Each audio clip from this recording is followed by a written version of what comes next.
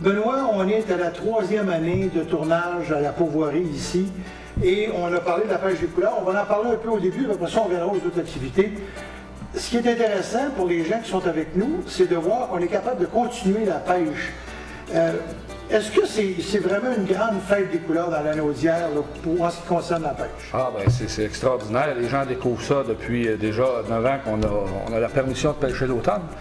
Les gens découvrent ça d'année en année. Pour ceux qui l'ont déjà découvert, c'est ceux qui répètent à chaque année. Parce que c'est une expérience extraordinaire. Dans le fond, vous avez les couleurs, ce qu'on n'a pas le printemps de bonheur, il n'y a même pas de feuilles dans les arbres, hein? Le paysage n'est pas le même. Et vous n'avez pas les fameux moustiques du printemps, on les a pas. Ouais. On est sûr que les lacs vont être dégelés, ce qui est souvent une question qu'on se pose au printemps. Et puis la truite en plus qui revêt ses couleurs de frais, donc vous prenez un mâle, il est rouge, ce que vous n'aurez pas non plus au printemps. Bon, il y a une grande question qu'on se pose tout le temps. Quand on vient dans une région comme la Naudière, on sait, vous en cachez pas, vous faites beaucoup d'ensemencement.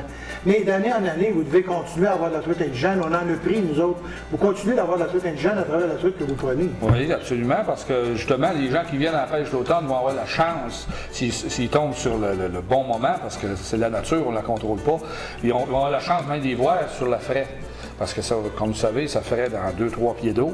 Donc, on a la chance de voir les frayères dans leur force. Là. OK. Benoît, on a parlé de la pêche des couleurs. On est en plein milieu de la semaine, nous autres, puis il y a quand même, c'est surprenant, je trouve qu'il y a beaucoup de chalets qui sont encore pris par des gens. Donc, il y a beaucoup de retraités, il y a beaucoup de monde encore en vacances, ou encore des gens qui décident d'aller à la pêche pendant cette période-ci. Oui, c'est ça, parce que les gens, c'est ça, qui ont découvert ça, et ils reviennent d'année en année. Et aussi, ça coupe la pente entre les deux. Hein. Les gens, les mordus, d'un printemps à l'autre, il y a quand même 12 mois. Et là, ça coupe la pente avant l'hiver, puis il me semble que c'est moins long pour attendre le mois de mai, juin pour les mordus de la pêche. Vous avez une grande expérience d'été, donc tes infrastructures sont faites pour accueillir des familles, on le voit bien. Tu as fait une mini-ferme, tu as fait un endroit, un parc pour les enfants, tu as une plage extraordinaire. Parle-moi un peu de ce que les gens vont retrouver ici l'été, en pleine période où la pêche est très très forte. OK. Ben, c'est ça. On a mis beaucoup d'emphase sur les produits récréo-touristiques. Hein. On a une trampoline sur le lac, on a une glissade, on a la plage, canot, kayak, pédalo. On en a pour tous, là, on n'en manque pas. On a mis l'emphase là-dessus parce que c'est intéressant d'amener la famille au complet à Pourvoirie, ce qui n'existait pas il y a quelques années.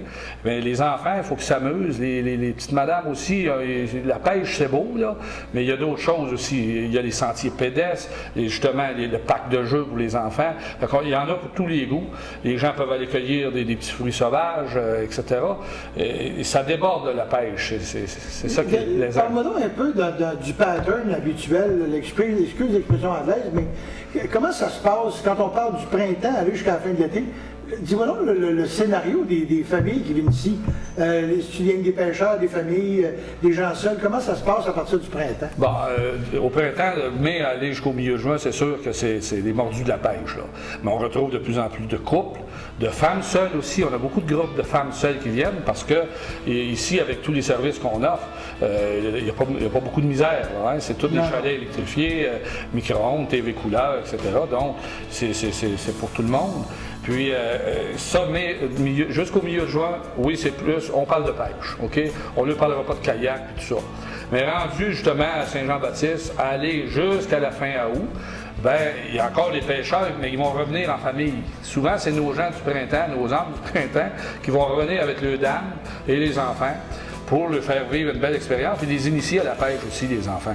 Est-ce que ça mord tout le temps? Est-ce que vous organisez, vous faites des ensemencements assez importants pour que même dans une période de canicule, le poisson mord quand même? Oui, absolument. L'été, je vous dirais, à partir du mois de mai, aller jusqu'à fin août, on ensemence 2 fois par semaine. Après ça, ben, dans l'automne, on diminue un peu parce qu'on a mis tellement dans l'été, ça ne s'est pas tout pris. Et là, ces trucs-là ressortent des fonds pour venir s'engraisser pour l'hiver. Donc, on a encore une très belle qualité de pêche. Et avec un ensemencement 2 fois par semaine, c'est pratiquement assuré que vous allez prendre du poisson. Là. Benoît, on a ici une grande pourvoirie. Vous êtes, premièrement, d'après ce que je peux voir, une des premières pourvoiries quand on monte sur la grande région de la Naudière. C'est sûr que si je ne compte pas celles-là qui viennent sur le bord du fleuve Saint-Laurent, qui font partie de votre regroupement, mais tu es une des premières pourvoiries. Combien tu as de chalets ici et quel genre d'étendue de territoire?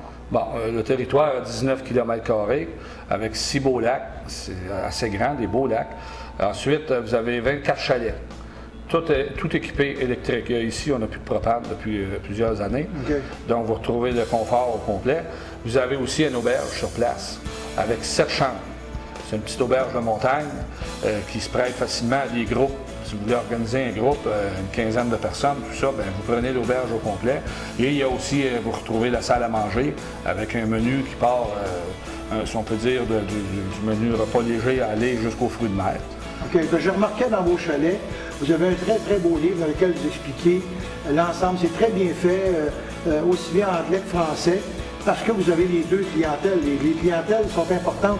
Les clientèles américaines viennent l'hiver surtout, ou si tu en as quand même l'été qui viennent ici? Bien, les Américains, c'est surtout l'hiver pour la motoneige. Mais j'ai beaucoup pareil d'anglais l'été, parce que quand même Montréal, un bassin d'anglophones. Et puis on a beaucoup d'Ontariens aussi qui commencent à découvrir la pêche au Québec. Fait qu'on s'est ajusté à ça. Puis ils sont bienvenus chez nous, c'est sûr. Fait qu'il faut lui parler dans les deux lacs. Absolument. Écoute, les espèces de poissons qu'on va retrouver dans tes lacs, c'est quoi? J'ai 5 lacs à truite mouchetée. Okay? Ici, nos lacs sont purs à 100 Vous ne retrouverez pas d'autres espèces nuisibles, appelez ça comme vous voudrez, là, des poissons à pas, des suckers, des perches chaudes, des barbottes. Il n'y a rien. Quand ça mord ici, c'est une truite. Si ça mord, c'est une truite. Si vous l'échappez, c'est encore une truite. Okay. Puis, on a un lac aussi à arc-en-ciel. C'est un tout petit lac parce que vu que nos lacs sont purs à 100 c'est sûr que le ministère ne veut pas qu'on mêle les espèces. Donc, on s'est trouvé un petit lac qui ne communique pas avec les autres et on fait un ensemencement d'arc-en-ciel là-dedans. Puis c'est un beau petit coin de paradis. Puis c'est un beau poisson à prendre aussi, l'arc-en-ciel. Oui, c'est un poisson intéressant, c'est un poisson qui est très combatif. Très combatif, oui, c'est ça. Quand on parle de l'auberge, parle-moi un peu du corporatif que tu pourrais y faire, parce que tu es proche de Montréal, tu es proche de Québec, tu as une auberge qui est extraordinaire, tu as une salle à dîner qui se prête bien à ça. Est-ce que tu as fait un peu d'aménagement du corporatif? Est-ce que les gens qui viennent en corporatif peuvent retrouver à peu près tous les services? Là? Ah, absolument. J'en ai des groupes, j'ai des compagnies qui viennent. On s'ajuste à ce qu'ils ont leurs besoins. Autant pour l'hébergement, il y a des corporatifs qui aiment mieux être en chalet. Ils vont même faire leur réunion à l'intérieur du chalet où ils vont venir à la salle à manger. On va leur réserver une place. Le menu, c'est pareil. Ça dépend du budget, ça dépend de ce qu'ils ont le goût de manger. On va s'ajuster à eux autres. Puis c'est sûr, on est à 1h15 de Montréal, donc c'est très facile. Okay. Fait que c'est de plus en plus à la mode aussi. Puis les gens adorent ça, faire le réunion ici en pleine nature. Benoît, il y a des gens qui débutent au niveau de la pêche, et ça, nous autres, on le prône souvent dans l'émission. Pourquoi, avant d'acheter, vous n'allez pas voir une pourvoyeuse? On a fait les pourvoyeurs depuis des années. Et c'est sûr qu'on en fait la promotion beaucoup parce que vous offrez différents services. Et toi, ici, pour quelqu'un qui n'a jamais pêché, tu es en mesure de tout lui fournir. Absolument. Les gens qui arrivent ici, on a le service de location, que ce soit moteur, batterie, parce que nos lacs, c'est tout moteur électrique, pas de pollution, pas de bruit aussi. Et vous avez tous les services de location, que ce soit une veste de sauvetage, ligne à pêche, des cuillères, tous les appâts, verres, du power bait. On n'a pas le droit au méné, donc on n'a pas ça, c'est sûr. Mais ce qu'on a le droit, on a ça ici. L'équipement aussi, que ce soit les cuillères, les mouches, les bas de ligne. Je répète ça souvent aux gens. Attendez d'être sur place, que ce soit chez nous ou ailleurs. Souvent, les pourvoyeurs le savent, qu'est-ce que ça prend dans le lac. Oui. Donc, pas